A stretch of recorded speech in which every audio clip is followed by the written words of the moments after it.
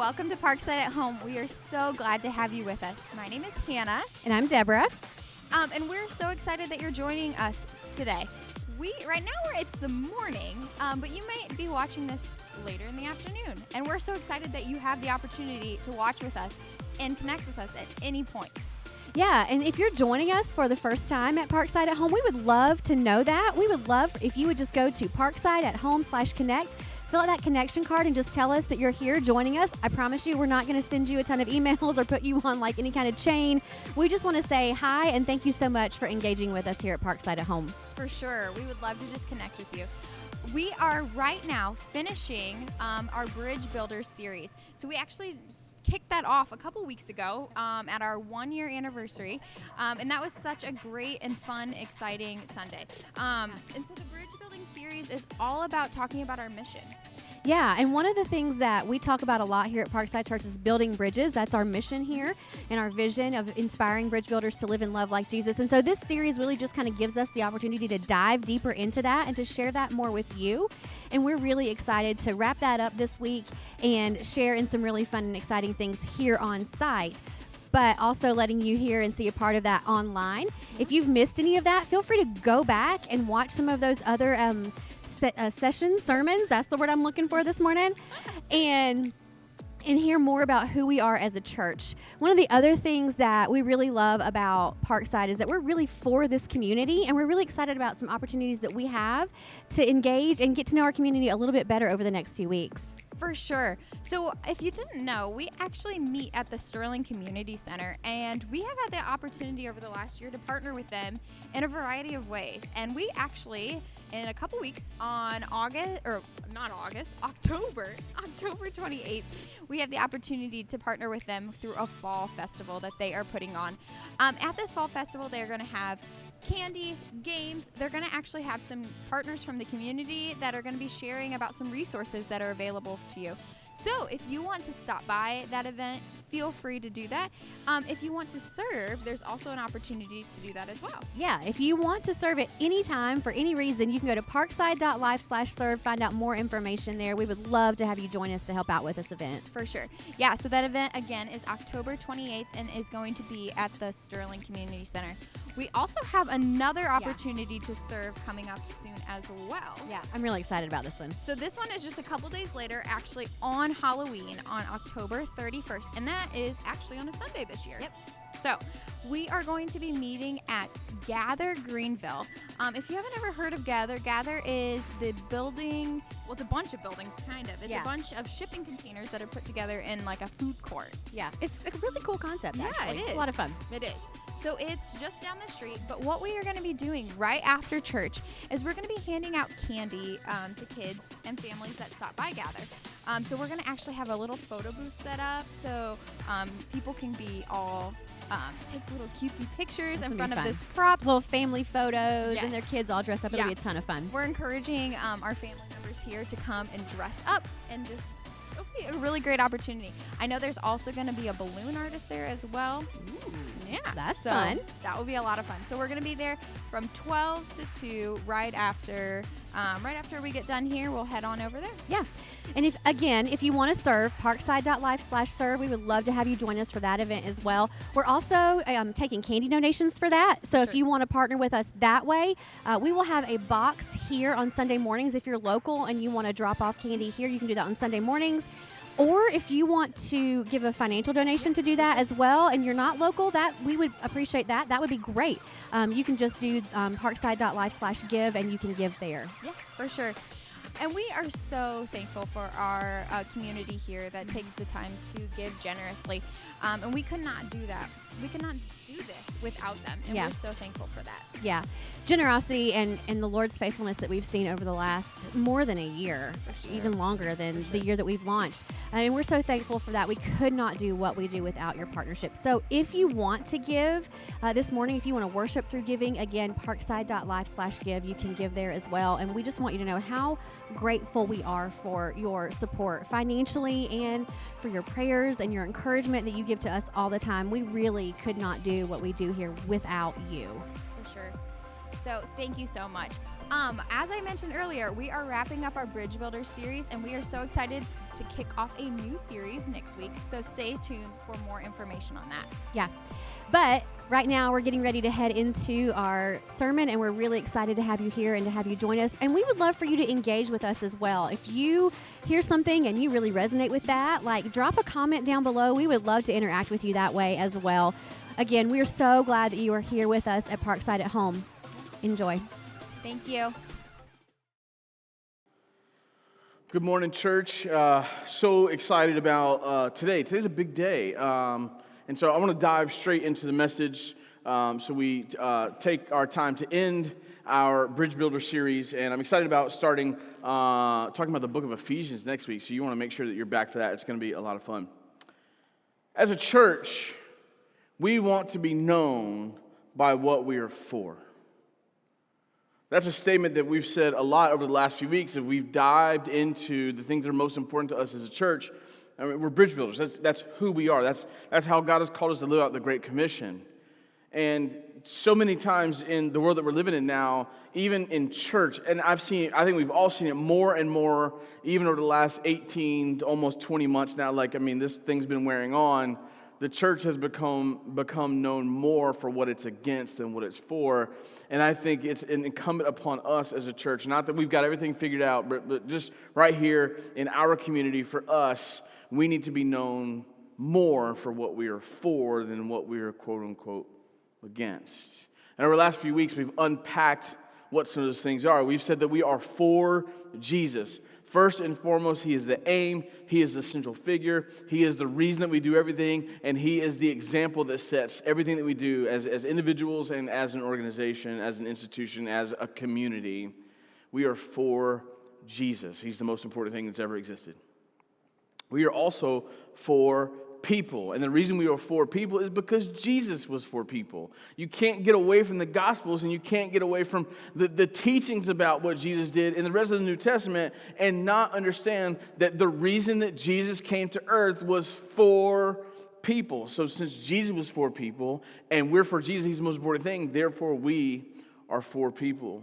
And Deborah did a great job of reminding us last week that we are for life change. We're not just for people for them just to be who they are in the form that they're in, but that God calls us to change. He calls us to the next. He calls us to the deep, right? He loves us exactly the way that we are, but He also loves us enough to not want to leave us the way He found us. We're for life change. And as we wrap up the Bridge Builder series, it was pretty clear on how we needed to end these things that we're for. And one of the things that we're for, kind of in connection with everything else, with Jesus, with people, for life change, we are for community. We are for community. We believe with all our hearts that God designed us to live in relationship with other people. That everything in life is just better when you're able to share it with other people. Even for those of us in the room who consider ourselves introverted or really introverted, like we still enjoy life with people. And I think some of you are laughing because I said us, like I'm including myself in introversion, and we all know that I'm not an introverted person, but I know some introverted people. I don't understand you all the time, but I love you, and you bring value to this world. You bring peace and quiet where people like me never shut up. And I believe with all my heart that no matter where we fall on that spectrum, we need community. Life is better together. But that's actually not what we're talking about today. In fact, I think there's this important distinction that we need to make as far as the things that we are for. And yes, we are for community in the gathering sense. That's one of the things we do extremely well as a church, as a family, is we love to hang out. We love spending time together. We do it in all kind of different ways. Some of us were hanging out watching people play kickball, and some of you almost lost your salvation on Wednesday playing kickball. And Justin Knox was the MVP of the game, who just killed it, right? All right, and Matt Gumbert was not, because I thought Hannah was going to drag him off the diamond because he was about to lose it. And then some of us went to a concert last night, and I learned a few things at this concert. I'm too old to go to concerts that end at almost midnight because I was struggling to get out of bed this morning. I love spending time with you guys. I love going to get ice cream, and I love hanging out and eating cookies together. We eat a lot together. Maybe we should work on that. I love the community aspect of our church, but I want to make an important distinction right here and right now. We are not just for community. We are for this community. We are for this community. Parkside Church is for the upstate of South Carolina. We are for Greenville, and we are for Easley, and for the surrounding area. We are for West Greenville. We're for the West End neighborhood. We're for the Sterling neighborhood where the community center sits. We're for Jenkins Street and Malloy Street and Calhoun Street where Pam likes to sit. And we're for Dunbar and all the surrounding neighborhoods. This is what we are here for. I believe this with all my heart. Parkside Church has always been a part of God's plan for this community. I believe it from the foundations of time. Before any of us ever existed or knew each other, I believe with all my heart that Parkside did not start 4 years ago or so with a conversation with Deborah and I in our kitchen. It started at the foundation of time. That Parkside Church has always been part of the plan for this community. But actually, I want to change that a little bit. And I want to say it like this. You have always been a part of God's plan for this community. Not just us as an organization or an institution, right? A body. I believe with all my heart, like part of God's plan for your life, for however long the season is, right? You were part of God's plan to help reach this community, this neighborhood, the streets around us, the region at large.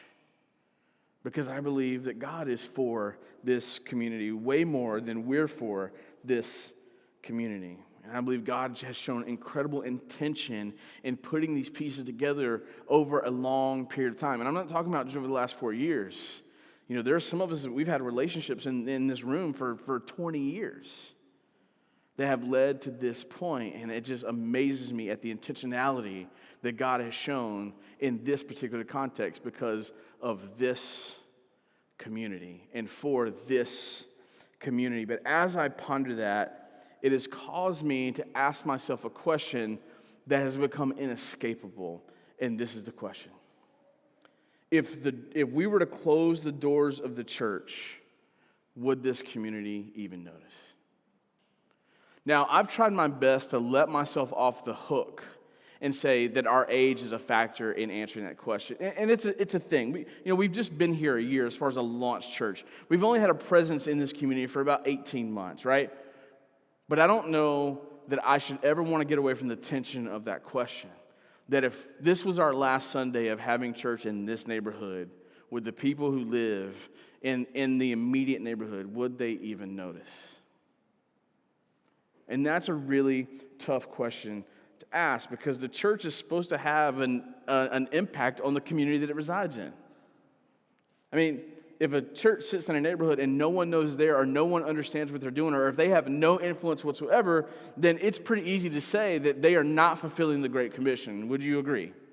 You don't have to. I'm just going to tell you that you agree because it's the truth. And I think we can see that lived out in Acts chapter 2, which is, it's the formation of the church as we know it, the beginning of the church as we know it, when it's centered around Jesus. And this is some of my favorite passages of Scripture to come back to, especially when we think about church. Like, if I ever feel like we get off track or I'm not sure where we're going, it's pretty easy to come back to these moments and say, this is what the church is supposed to be. So I'd like to read it for you here in the dark. In Acts chapter 2, starting in verse 44, it says, all the believers were together and had everything in common. They sold property and possessions to give anyone who had need. Every day they continued to meet together in the temple courts. I only ask you to come here once a week.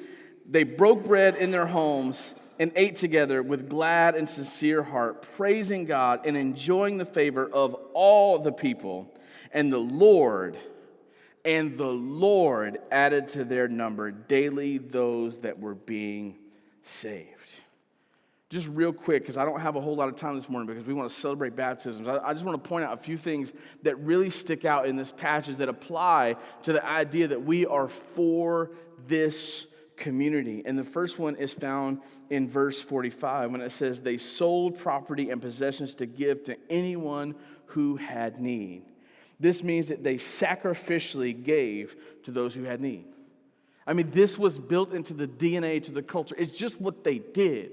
They sacrificially, they sold their possessions, they sold their property. If I have plenty and someone has less, I will give up some of my plenty to make sure that is going on, right? This is not a ploy or a push towards a government system of socialism. I'm not saying that. I'm saying that there is biblical precedence that Christians are supposed to take the lead and sacrificially give of their abundance to help those who are in need.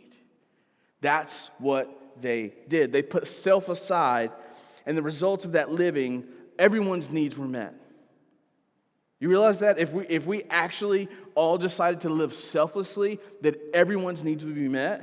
If you in your marriage or your relationship, if you're not getting your needs met, maybe you should serve a little bit more, and you both have this battle of out-serving one another, maybe all your needs will be met. Not maybe, definitely. Sacrificially serving those or giving to those who have need. And then at the tail end of verse 46. And this actually is a verse that resides in our home. It's in our kitchen. It was a gift to us, and it means the world to us because it represents who we want to be as people. It says they broke bread together in their homes. They broke bread in their homes and ate together with glad and sincere hearts. And what this means is not just they sat down and had meals together, they opened up their lives to one another. This is what the early church did right from the beginning. They opened up their lives to one another. They sat down, they shared meals, they developed deep friendships and relationships, and it changed the landscape of their community. And then something really cool happens. Then God responds. Then God responds in verse 47. He says, praising God, enjoying the favor of all the people, the Lord added to their number daily those that were being saved. And there are two things that really stick out in this. I mean, like, it's inescapable. They enjoyed the favor of all the people. When's the last time that the body of Christ, like the big C or the little c, could say they enjoyed the favor of all people? Never in my lifetime. But then the Lord added to their number. So many times I think we take on the responsibility of finding people and witnessing to them and sharing our story with them and leading them to a point of decision and helping them follow through the next steps. And look, we need to pay attention to those things. But that's actually the Lord's territory. That's not our territory. The Lord added to their number. And these two amazing things happened. They made it a positive impact on their community, and the Lord moved.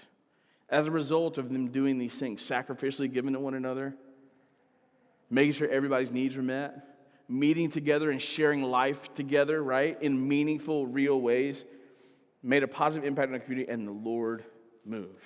So how can we take this? How can we take these concepts that are grounded in biblical truths and apply them to this community, to our context right now in 2021, staring down the barrel of 2022?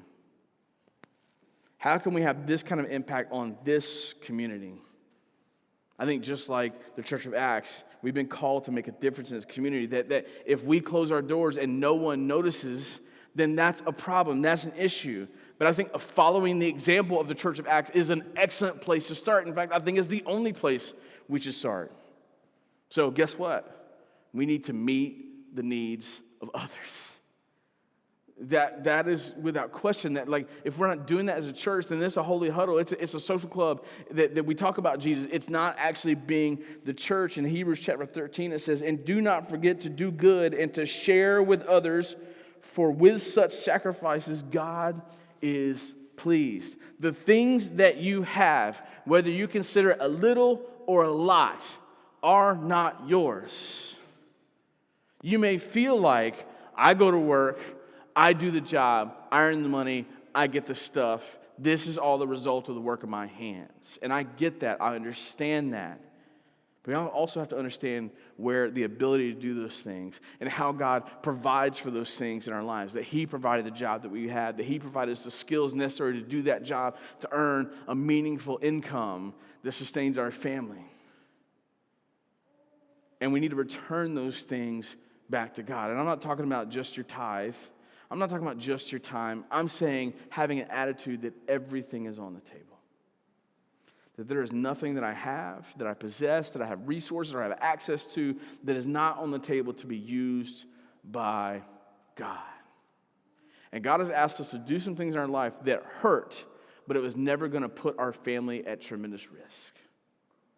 It was never making a choice between having a meal ourselves and helping someone else, but sometimes it's absolutely been not doing something we want to do to be able to help someone else out. We have to give to others everything we have. Everything we have is a resource that we can have to meet others' needs. And I think far too often we have too narrow a view of what that actually looks like. I think especially in the neighborhood that we're sitting in right now, right? It's very easy to see physical needs that people have and say, well, that's what I can do. I can take a few dollars, I can take a few minutes, and I can help meet a physical need. But one of the crazy things about when Deborah and I were coming back to the upstate, like when we knew we were moving back, we would drive down from home in Winston-Salem, North Carolina, and we would visit, and we would just drive the neighborhoods. We'd pray. We'd think about, okay, where's God calling us? What is this going to look like? And as we spent time, especially on this side of Greenville, and just having a better understanding of how the city was changing, we saw this really crazy thing that now has become a little bit more normal, and most of you guys know about it. Like, you'll see houses that are on the same street that do not look the same. I mean, you can look right across the street right here and see houses that look different than other houses in the neighborhood. And this idea that there are people who are living next door to one another but living worlds apart came to mind. And it would be very easy for us as a church to gravitate those who seem to have physical need. That we can provide them some food, some clothes, some money for utilities, like those things we need to do, but it could be easy to focus all our attention to helping those kinds of needs. I'm passionate about that. Like, I needed those people in my life growing up, or things would have been a lot more difficult than they already were. However, there are people who are living in homes that are nicer than yours and nicer than mine, that they don't seem to have any physical needs in their life, but the difference is they're hiding their depravity behind their stuff. That they have real spiritual needs. They have real emotional and relational needs that aren't being met because it doesn't look like they have needs. And just as much as God has called us to these people, He's called us to these people. Everyone that we come across has a need that we can meet, and we should meet those needs. When we see them, we have to do our best to meet those needs. The second thing we need to do, and I think we're doing a good job of this, but we need to be intentional about it. We need to do life together. However, we need to invite those outside in. One of the things that I think a lot of us experience is like we get into a church situation and it's like we're holding hands and we're all like looking at one another and we're in these great relationships and everything's really secure and really tight and it's great, yeah, it's good to see you again, it's good to see you again. But people on the outside will look in and all they see is obstacle. All they see is a fence. When they see us united, they see a fence. And sometimes what we need to do is we need to spin ourselves around and we can still hold hands and we can still lock, but we're actually seeing other people. And when we see other people, we say, hey, this place is pretty fun, right? I have some really good friends here. If you're wanting to feel connected, this is a great place to come. And having those antenna up to think outside in. One of the best parts of this journey that we've had so far is some of the relationships. But what happens here can't stay here. If Parkside has been meaningful to you in some way, like you didn't get here on your own. Like for the most part, you didn't just show up out of nowhere. Like someone invited you here, so it's your turn to be that for someone else. And good, church attendance is not the end all. We've said this 100,000 times. What we want to do is invite each other into each other's lives. And so the community that's happening is actually happening between Sundays. We feel like so much discipleship, growth in our relationship with Christ can happen between Sundays. It's not just about getting people in this room. Church attendance alone does not create disciples. But we have to be intentional about inviting people to do life together. The moment that we, in theory or in practice, expect people just to jump into life is the day that we've lost the heart of Christ. If someone comes into our sphere of influence, whether coming to Sunday morning or coming to music bingo or coming to a party we have at someone's house or whatever we do as a family, and we expect them just to jump in on their own with no invitation. If that's our expectation, then we've lost the heart of Christ. We've lost the call of the Great Commission. And there's some people who can't do that, who are really introverted, and they're like, yeah, let's do it. But most people aren't like that. They want to feel included and invited in. Look at the way Jesus called the disciples. He told them all, come follow me. That was an invitation. Jesus did it, and so should we. Then when we do these things, we have to trust God with the outcomes. And that goes back to the Lord adding to their number daily those being saved. And we're talking about at the end of Acts chapter 2, we're talking about 3,000 people, right? That were saved at the day of Pentecost, and then more every single day. And man, it would be awesome to see like God move in that way again. I believe he can do it, but I trust him enough that however he chooses to do it is okay with me.